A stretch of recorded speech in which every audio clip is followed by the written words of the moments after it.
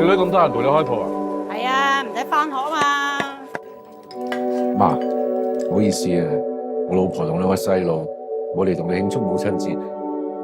佢哋點嚟啫？袁生，你屋企出咗啲事，今日你上車。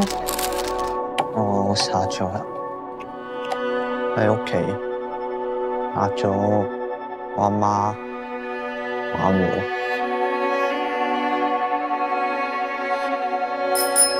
我淨係想做翻老豆應該做嘅事。靠翻啲，望住前邊。咁你有問題你講啊嘛，大家一家人。